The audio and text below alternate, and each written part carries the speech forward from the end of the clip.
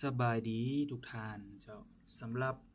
บททำอิฐเนาะก็คือบทที่1เนาะซึ่งว่าเป็นบทที่ข้าพเจ้าจะได้มาอธิบายโดยสังเขปเนาะเกี่ยวกับการนำเสนอของเครื่องมือการคิดไล่ปริมาณเท่าไหร่เงินแก้วเนาะถึงจุดกำเนิดของเครื่องมือและเครื่องมือนี้สามารถเฮ็ดหยังได้แน่โดยสังเขปเนาะเจ้าเครื่องมือก็คือข้าพเจ้าขอ อธิบายโดยสังเขปก็คือเครื่องมือของพวกเขานี่แม่นได้มีการพัฒนาโดยองค์การของพวกเขาเนาะก็คือ Healthcare Without Harm เนาะซึ่งว่าได้มีการนำใช้ในทั่วโลกเนาะในการประเมินค่าคะเนการปล่อยอาหารแก้วซึ่งว่ามันได้มีการจำแนกประเภทของธาตุอาหารแก้วนี่ออกเป็น3ประเภทซึ่งว่าจะเฮ็ดให้เราสามารถเบิ่งออกได้เนาะว่าเราควรไปสุ่มใส่ในประเภทใดในการลดพรของอ่าของหมอและสุขศาลาของพวกเขา ซึ่งจุดประสงค์ก็คือที่เขาจะได้แบบไปก็คือสามารถจะเป็นตัวนำใช้ในการ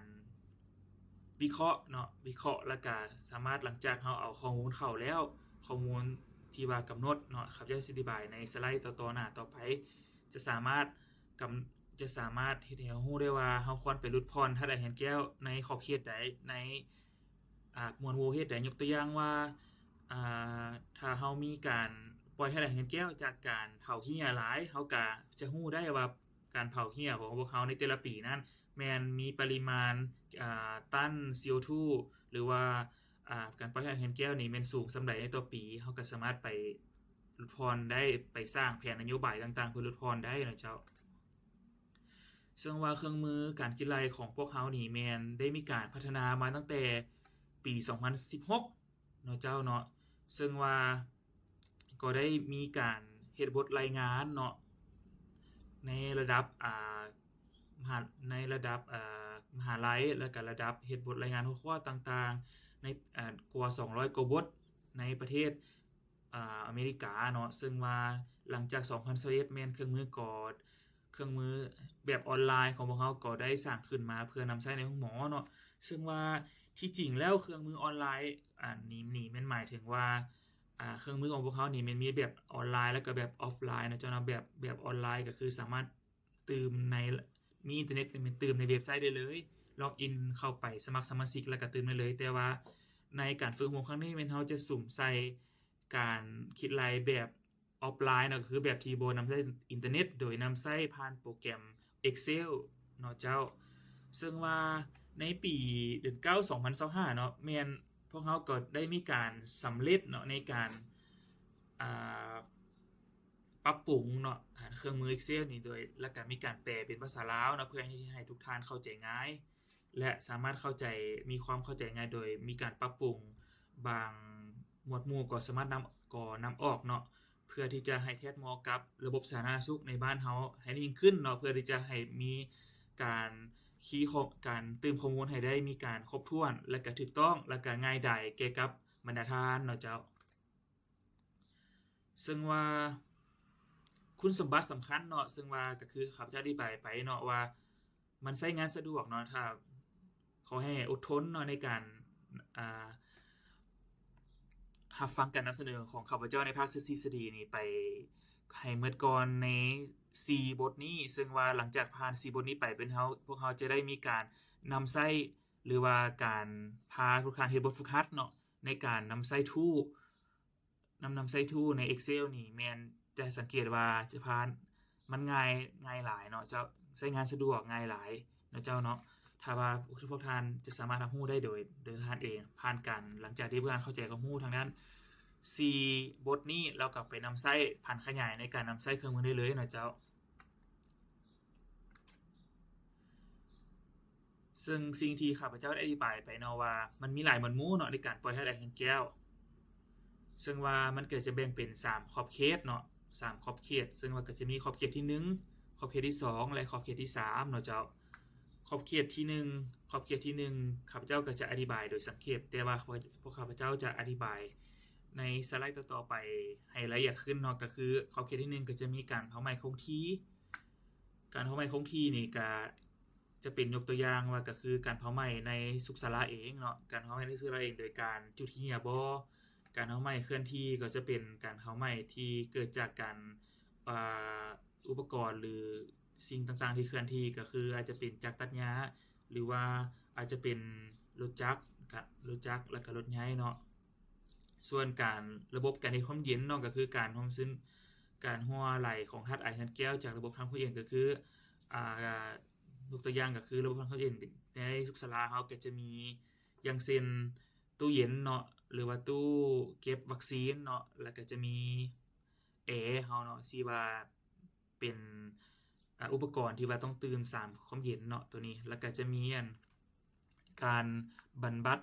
บัดสิ่งเสียเหลือในสถานที่ก็จะแม่นยกตัวอย่างก็คือการรีไซเคิลการรีไซเคิลการบำบัดสิ่งเสียเหลือโดยการเฮ็ดปุ๋ยหมักบ่การเฮ็ดbio waste บ่ข้อประเภทที่2ก็คือการซื้อไฟฟ้าหรือว่าซื้อเนาะในประเทศลาวเฮาก็สิมีการซื้อไฟฟ้าเนาะเพราะว่าในต่างประเทศแม่นมันจะมีการซื้อความร้อนเนาะจากหรือว่าการซื้อสารเฮ็ดความเย็นเนาะเข้ามาเติมซึ่งว่าประเทศเขาเจ้าแม่นใช้พลังงานความร้อนเนาะในการผลิตไฟฟ้าฉะนั้นแล้วก็จะมีการซื้อไฟฟ้าซื้อไอน้ำเนาะและขอบเขตที่3ก็จะมีระบบต้องโซ่การสนองพิเศษเนาะแล้วก็จะมีการเดินทาง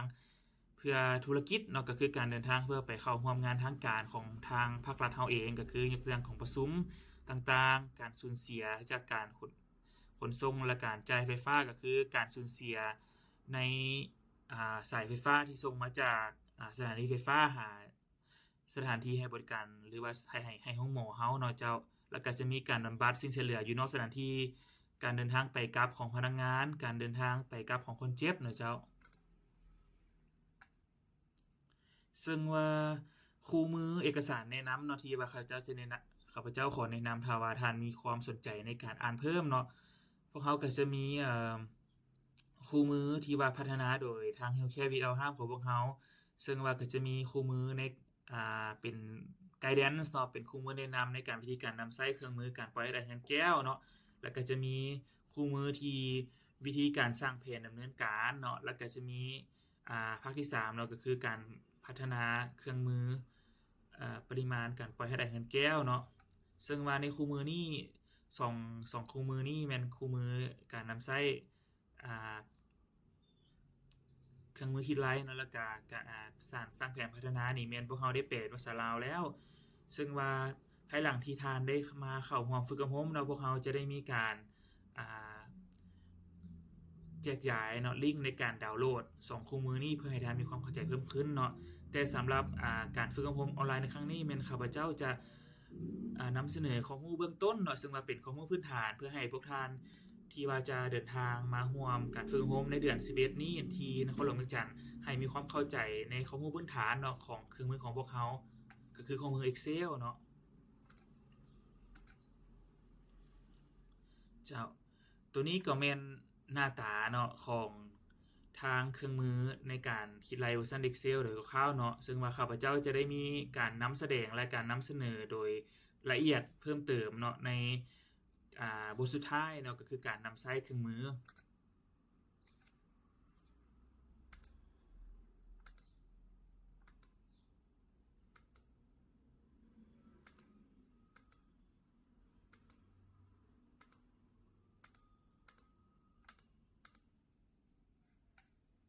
เจ้าฉะนั้นแล้ว